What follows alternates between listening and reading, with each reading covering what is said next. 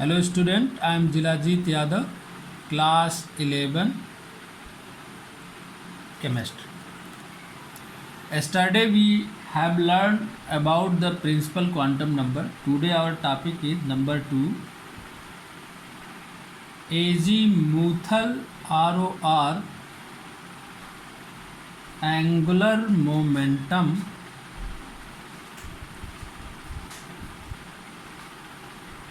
Quantum number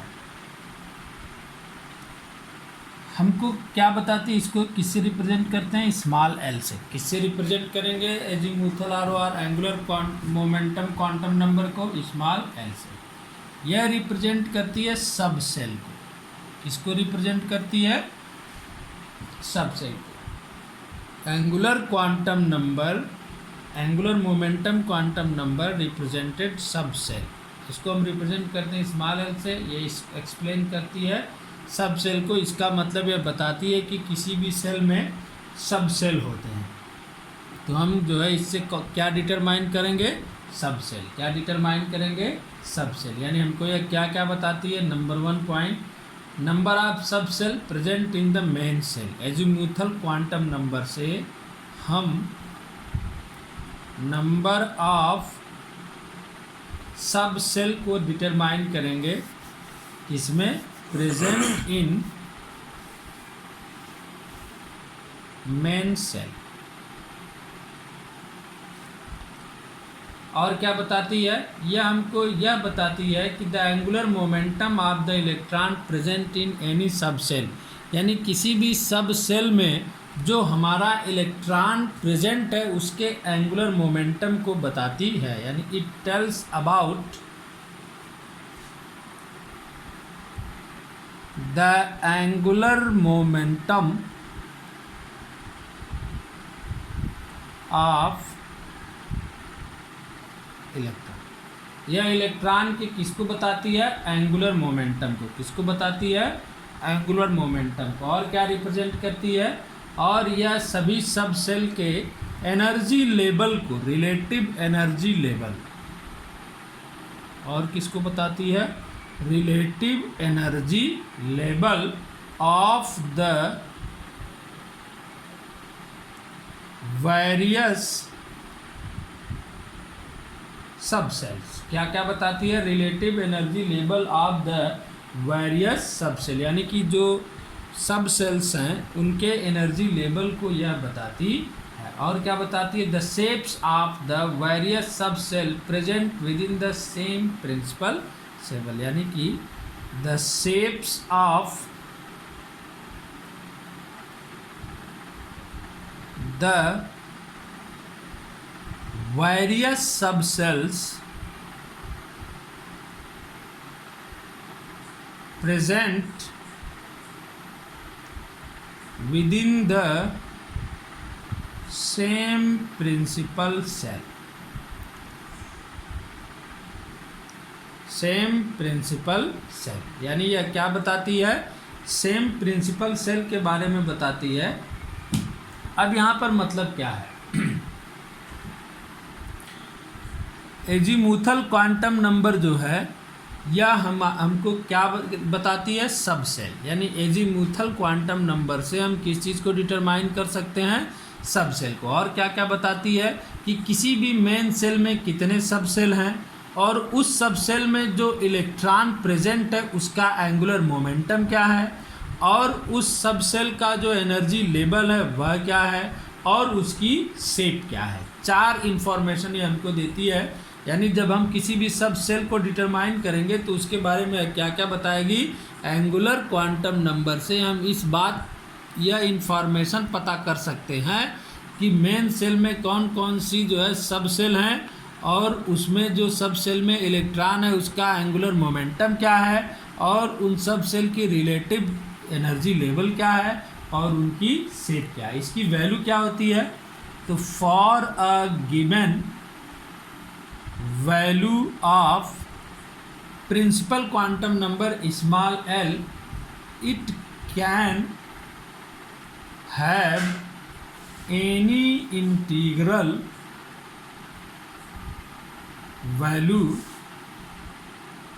ranging from 0 to n minus one, ranging from 0 to n minus one. मतलब क्या हुआ इसका, अगर हम कहें कि n is equal to n तो l इज इक्वल टू हो जाएगा 0। If we say that n is equal to 2 then l is equal to 0 to n minus one, यानी 0 n माइनस वन यानी n की वैल्यू 2, तो 2 minus 1 कितना हो गया 1। If l is equal to 3, n is equal to 3 तो l is equal to 0 n minus 1 तक जाना, यानी 3 से 1 कम तक, यानी 1 2।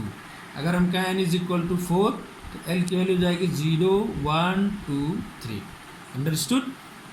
यानी कि किसी भी गिवन प्रिंसिपल क्वांटम नंबर के लिए l की वैल्यू क्या होती है 0 to n माइनस 1। जैसे n की वैल्यू अगर हम कहें n तो n की वैल्यू 1 किस सेल के लिए होती है, k सेल के लिए। n की वैल्यू 2 l सेल के लिए, n की वैल्यू 3 m सेल के लिए, n की वैल्यू 4 n सेल के लिए।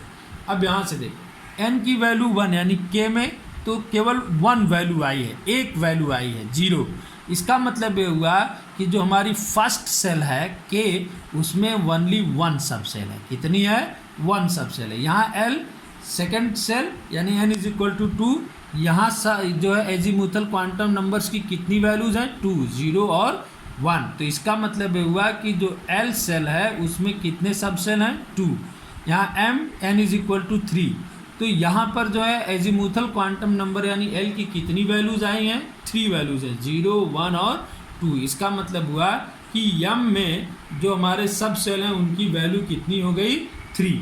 n इज इक्वल टू 4 तो यहाँ कितना आ गया l की वैल्यूज 4 वैल्यूज हैं 0 1 2 3। तो यहाँ पर सब सेल की वैल्यूज कितनी आ गई 4। इसका मतलब एक और देखो, यानी कि जो सेल है उसकी जो इंटीग्रल वैल्यू होती है उतने ही सब सेल उसमें प्रेजेंट होते हैं। यानी n इज इक्वल टू 1 है तो एक ही सब सेल है, n इज इक्वल टू 2 है तो l की 2 वैल्यूज आए 0 और 1 तो 2 सब सेल हो गया। n की वैल्यू 3 तो l की 3 वैल्यूज आई 0 1 2 तो 3 सब सेल हो गए। n की वैल्यू 4 तो 0 1 2 3 4 वैल्यूज, तो यहाँ पर सब सेल कितने हो गए 4। यानी कि जो इंटीग्रल वैल्यू होगी इंटीग्रल वैल्यू ऑफ सेल उतने ही सब सेल किसी भी सेल में प्रेजेंट होते हैं। अब हम इसको आगे कैसे पता करेंगे। अब यहाँ ध्यान से देखो सभी लोग,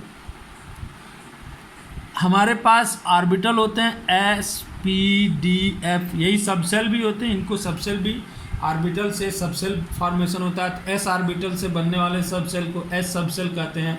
p ऑर्बिटल से बनने वाले सेल सब सेल को p सब सेल बोलेंगे। इसी तरह d ऑर्बिटल से बनने वाले को d सब सेल, f ऑर्बिटल से बनने वाले को f सब सेल बोलते हैं। तो यहाँ पर देखो s के लिए वैल्यू हमेशा कितनी होगी 0। अगर l की वैल्यू आ रही है 0, l इज इक्वल टू 0, तो हमारा कौन सा सब सेल होगा s। अगर p की वैल्यू l की वैल्यू आ रही है 1, l की वैल्यू कितनी है 1, तो हमारा सब सेल क्या कहा जाएगा p। अगर l की वैल्यू है 2 तो हमारा सब सेल क्या कहा जाएगा d। अगर l की वैल्यू है 3 तो सब सेल क्या कहा जाएगा f। क्या कहा जाएगा f। यानी एजीमुथल क्वांटम नंबर्स में जो l की वैल्यू होगी उसके अकॉर्डिंग सब सेल का नाम रखेंगे। यानी l की वैल्यू 0 है तो हमारा केवल s सब सेल, l की वैल्यू 1 है तो सब सेल p, l की वैल्यू 2 अगर है तो सब सेल d, और l की वैल्यू 3 रखेंगे तो सब सेल f। तो यहाँ देखो इसका मतलब हुआ कि k में केवल एक सब सेल होता है, उसे हम क्या बोलते हैं s। l में 2 सब सेल होंगे, कौन 2 वैल्यू है 0 और 1, तो 0 के लिए s 1 के लिए p। m में 0 के लिए s 1 के लिए p 2 के लिए d। n में 0 के लिए कितना हो गया s 1 के लिए p 2 के लिए d और 3 के लिए f। 3 के लिए कितना हो गया f। इसका मतलब हम कह सकते हैं कि k सेल में केवल एक सब सेल होती है s, l सेल में 2 सब सेल होती है s और p, और m सेल में 3 सब सेल होती है s p और d, और n सेल में 4 सब सेल होते हैं s p d और f। कितना होते हैं s p d और f। अब इनका एनर्जी लेवल क्या होता है, तो the energies of different sub shells present within the same principal are found to be in order, यानी कि एनर्जी S का एनर्जी लेवल सबसे कम होता है, इससे ज़्यादा P से ज़्यादा D और सबसे ज़्यादा F। यानी S का एनर्जी लेवल कितना होगा, सबसे कम, उससे ज़्यादा P का होता है, उससे ज़्यादा D का होता है, उससे ज़्यादा F का होता है। और मैक्सिमम नंबर ऑफ इलेक्ट्रॉन कितने होते हैं, maximum number of electron in सब सेल। तो S में मैक्सिमम नंबर ऑफ इलेक्ट्रॉन होते हैं 2, P में मैक्सिमम नंबर ऑफ इलेक्ट्रॉन होते हैं 6, D में मैक्सिमम नंबर ऑफ इलेक्ट्रॉन होते हैं 10, F में मैक्सिमम नंबर ऑफ इलेक्ट्रॉन होते हैं 14। S में कितने होते हैं 2, P में 6, D में होते हैं 10, F में होते हैं 14। F में कितने होते हैं 14। तो यहाँ पर हम फिर से एक बार रिपीट कर लेते हैं। हमने आज पढ़ा एजीमूथल ROR, angular momentum quantum number. इसको हम किससे रिप्रेजेंट करते हैं, स्मॉल एल से। किससे रिप्रेजेंट करते हैं, स्मॉल एल से। और एजीमूथल क्वांटम नंबर किसको रिप्रेजेंट करती है, सब सेल को। किसको रिप्रेजेंट करती है, सब सेल को। और हमको ये क्या क्या इन्फॉर्मेशन देती है, तो पहली इन्फॉर्मेशन देती है number of sub cell present in main shell, यानी किसी भी मेन सेल में कितने सब सेल प्रेजेंट हैं, हमको कैसे पता चलेगा, एजीमूथल क्वांटम नंबर से। फिर और हमको क्या बताती है, it tells about the angular momentum of electron, यानी किसी भी सब सेल में जो इलेक्ट्रॉन प्रेजेंट है उसके एंगुलर मोमेंटम को भी यही डिटरमाइन करती है। उसके बाद relative energy level of the various सब सेल, यानी कि जो वेरियस सब सेल हैं उनका रिलेटिव एनर्जी लेवल भी कौन इन्फॉर्मेशन देती है, azimuthal quantum number. The shapes of the various सब cell present of within the same principal shell, और सेम प्रिंसिपल सेल में जो भी वेरियस सब सेल होते हैं उनके शेप को भी यही बताती है। For a given value of n, यानी किसी भी प्रिंसिपल क्वांटम नंबर की वैल्यू दी हुई हो तो it can have an integral value ranging from 0 to n-1। इसके लिए l की वैल्यू कितनी होती है, 0 to 1-1, यानी 0 से लेकर n-1 तक। जैसे यहाँ पर हमने बताया n = 1, यह किस मेन सेल के लिए होता है, k। इसके लिए l की वैल्यू हो गई 0, l के लिए n की वैल्यू होती है 2, तो यहाँ पर हो गया l 0 to n-1, तो 0 और 1। m n = 3, n-1 तक जाएंगे, 0 1 2, n = 4, तो कितना हो गया 0 1 2 3। अगर l की वैल्यू 0 किसको रिप्रेजेंट करती है, s सब सेल को। l की वैल्यू 1 किसको रिप्रेजेंट करती है, p सब सेल को। l की वैल्यू 2 किसको रिप्रेजेंट करती है, d सब सेल को।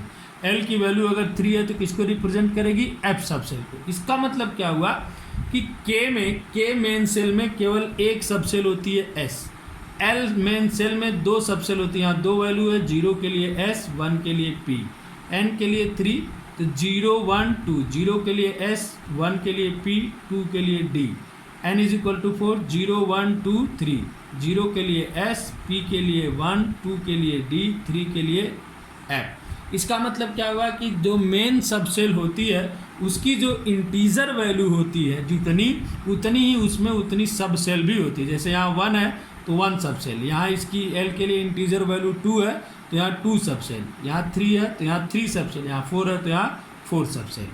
और इनका एनर्जी लेवल क्या होता है, रिलेटिव एनर्जीज, तो S से F की तरफ यह इंक्रीज करता है, यानी सबसे कम S का होता है, S से ज़्यादा P का, P से ज़्यादा D का, D से ज़्यादा F का।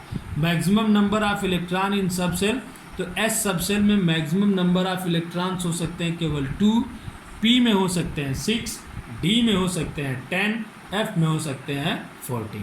ठीक।